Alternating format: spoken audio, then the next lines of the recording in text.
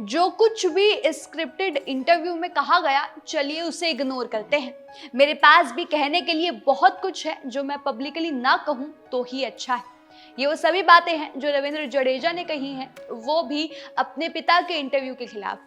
अब हो कुछ ऐसा रहा है कि रविंद्र जडेजा के पिता ने अपने ही बेटे और बहू पर कुछ आरोप लगाए हैं, लेकिन फिर सवाल खड़ा होता है कि भैया ऐसा क्या हो गया कि रविंद्र जडेजा के पिता ने अपने ही बेटे और बहू पर आरोप लगा दिए। और सवाल तो ये भी खड़ा होता है कि आखिर क्यों रविंद्र जडेजा ने अपने पिता के इंटरव्यू को स्क्रिप्टेड कहा, क्योंकि देखा जाए तो टीम इंडिया के स्टार ऑलराउंडर रविंद्र जडेजा इन दिनों चोटिल हैं और नेशनल क्रिकेट एकेडमी में इससे उबर रहे हैं। लेकिन अचानक वो फिर सुर्खियों में आ गए। सुर्खियों में तब आए जब उनके पिता अनिरुद्ध सिंह जडेजा ने उन्हें लेकर कई चौंकाने वाली बातें कही और कई चौंकाने वाले खुलासे भी किए।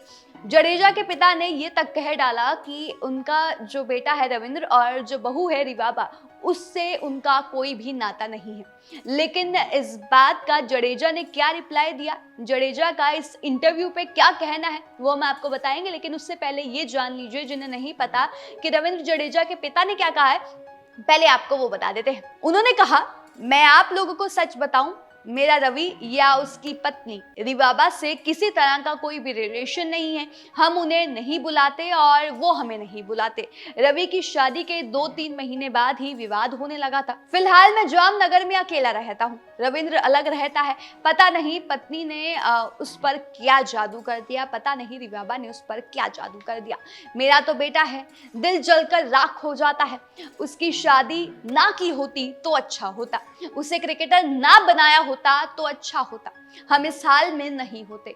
मैं कुछ नहीं छिपा रहा हूँ, हमारे बीच कोई रिश्ता नहीं है। 5 साल से मैंने उनकी बेटी का चेहरा भी नहीं देखा है। रिवाबा के माता पिता, खास तौर से रविंद्र की सास ही सब कुछ संभालती है, उनका दखल बहुत ज्यादा है।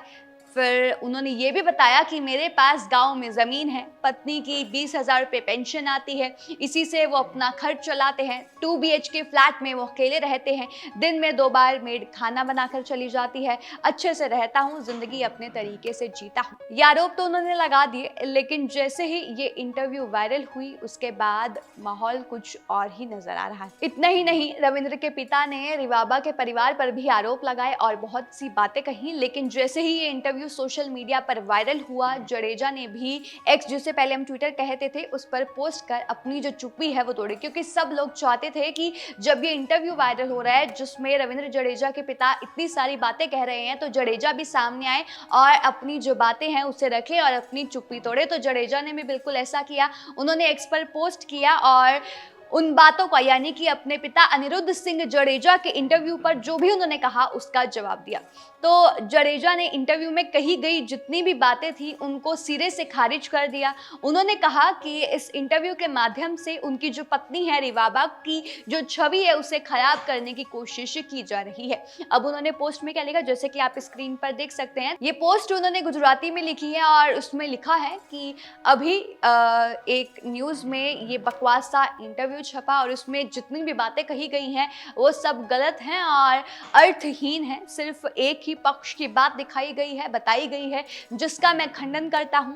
मेरी धर्म पत्नी की छवि खराब करने का प्रयास किया जा रहा है, जो बहुत ही निंदनीय और अशोभनीय है। मेरे पास भी कहने के लिए बहुत कुछ है जो मैं पब्लिकली ना कहूं तो ही अच्छा है। आभार। तो ये पोस्ट उन्होंने गुजराती में की, जो ट्रांसलेट करके आपको दिखाई जा रही है और आपको बताया जा रहा है कि रविंद्र जडेजा ने अपने पक्ष में क्या रखा। तो उन्होंने कहा कि एक पक्ष की ही बातें यहाँ पर दिखाई गई हैं, दूसरी साइड की बातें नहीं दिखाई गई, और अगर मैं कुछ ना ही बोलूँ तो ही वो अच्छा है, क्योंकि मैं पब्लिकली बातें नहीं खोलना चाहता और मेरी जो धर्म पत्नी है उनकी इमेज, उनकी छवि को खराब करने की यहाँ पर कोशिश की जा रही है। और उन्होंने इस इंटरव्यू को भी कहीं ना कहीं स्क्रिप्टेड बताया है। लेकिन हम जानना चाहते हैं कि इस पर आपकी क्या राय है, आपका क्या ओपिनियन है, वो हमें कमेंट करके जरूर बताइएगा। तमाम ऐसी और जानकारी के लिए हमारे साथ बने रहिएगा।